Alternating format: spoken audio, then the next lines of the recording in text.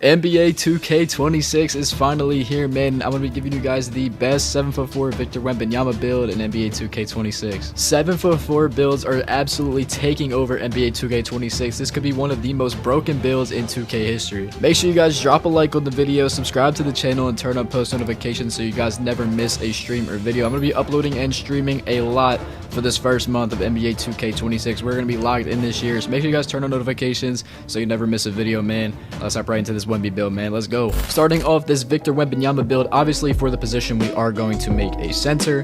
The height is going to be 7'4", 252 pounds for the weight, with a 7'6" wingspan. I wish I could go higher wingspan without completely nerfing the shooting, but if you went any higher on the wingspan, the shooting would be absolutely cooked. So we're just going to keep it at 7'6". I'd rather have higher shooting than a long wingspan, so the rest of the build actually works out pretty good, so I'd rather just have the high shooting anyway. Now hopping into the attributes, starting out with finishing, we have an 84 close shot, 71 driving layup, 57 driving dunk, 92 standing dunk, and an 85 post control. The 84 close shot is really nice. The layup and dunk aren't, or the driving dunk at least, really isn't the best, but that 92 standing dunk and the 85 post control, you guys are gonna be going absolutely insane. And if you guys did not see from community day, or that like clip of Wemby like that went crazy on Twitter and TikTok of his, I think it was his post move, like go-to shot or something, where he dribbled the ball super far and then got put in that post fade animation, that could be literally one of the most overpowered animations in 2K history. And that 85 post control, bro, you're gonna be hitting insane post fades on this build. That could be one of the most broken things ever. Now moving on to the shooting, I said I went lower on the wingspan instead of going crazy long arms to get like a super high block or super high rebounding. I went a little bit lower to 7'6", so my shooting wasn't completely nerfed. We get an 80 mid-range. Mid-ranges are always easier to shoot anyway. And like I said in my previous video from my guard build video, if you guys didn't watch that, go check that out. I had 3 guard builds in that video, but mid-ranges are said to be easier to shoot this year and could be a little bit broken. So an 80 mid-range could honestly play like a 90, and an 85 three-pointer is really good. Like I said, shooting is, as a whole, is completely broken this year, so shooting could be really easy with an 85 three-pointer at 7'4". There is some guy, he's like the top rep right now as I'm recording this.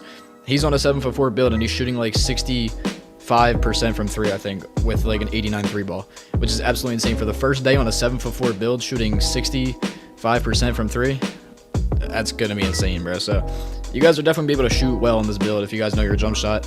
But yeah, an 85 three-pointer is going to go absolutely insane. A 60 free throw, again, I always say if you're going to play 5s, go ahead and put that up, because free throws are green or missed this year, and you're not going to want to be a liability at the free throw line if you do get fouled.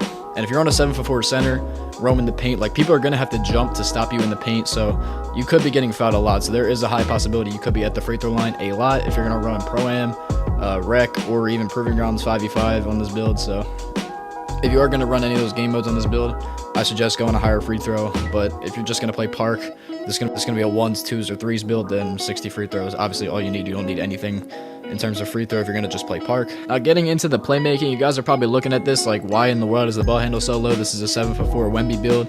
Wemby can obviously dribble a little bit better than a 36 ball handle. Listen, bro, me personally, I'm going to cap breaker up my ball handle on this build. 40 speed with balls, obviously, like, you can't go any higher than that. That's the max you can go. So a 36 ball handle, yes, it is a little bit low, but I mean, I personally wouldn't dribble super crazy amount on this build unless I'm playing the 1 score, but I'm personally not going to the 1 score on a 7'4" Wemby build. I would play this on 2s or 3s possible. I mean, maybe I'll go to 1s at some point once I get the ball handle cap breakered up to like a 40 or 50, but you know, and with how the cap breakers work this year, if it's only a 36, you could get a cap breaker that's like plus 20. Like, one cap breaker could get this 36 ball handle like a 55. So, you know, you could save a lot of attributes in the builder and put this a little bit lower, and it's not super hard to get a cap breaker this year. You get one cap breaker at level 40, you get another cap breaker at rookie 5, which rookie 5 might take a little bit longer to hit. Same thing with level 40 unless you buy it. But cap breakers are a little bit easier to access this year. You get one at rookie 5, you get one at level 40, you get one in the build specialization, and you get some, I think you get some in the crew level 1 to 30. So there's definitely easy ways to get cap breakers. If you guys have a good crew that's going to grind the game and get you guys higher levels quick, you can get cap breakers within the first weekend, and you can really get this 36 ball handle into like the 50s, and then it's really good. So, you know, I didn't even mention the 65 pass accuracy. That's actually pretty good. You know, most guards only go like 71, 70 to 75, something in that range. So 65 pass accuracy is 7'4". I mean, you could probably, what do you get? Maybe bronze dimer with that? I really have no idea, but probably not going to get anything. But 65 pass accuracy really isn't even that bad. Defense, 90 interior defense and a 93 block is really the only thing that matters. You're not going to be guarding anybody on the perimeter. or looking for bump steals. Maybe get a couple lane steals.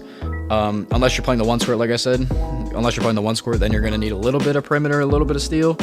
But really, only things you got to worry about is interior, block, and then that defensive rebound and offensive rebound. But the defensive rebound has a 92, will get you all the badges. So the offensive rebound really doesn't matter as much as long as you have those badges. You're going to get good rebound animations, and you're 7'4". Nobody's going to be snagging over you like that. So yeah, you guys are going to be going absolutely insane in the paint on this build. And last but not least, moving on to the physicals, we get a 54 speed, a 41 agility, 91 strength, and a 69 vertical. 54 speed and 41 agility, those are maxed out with this build's 7'4" height, 252 pound weight. Those are the highest we can go.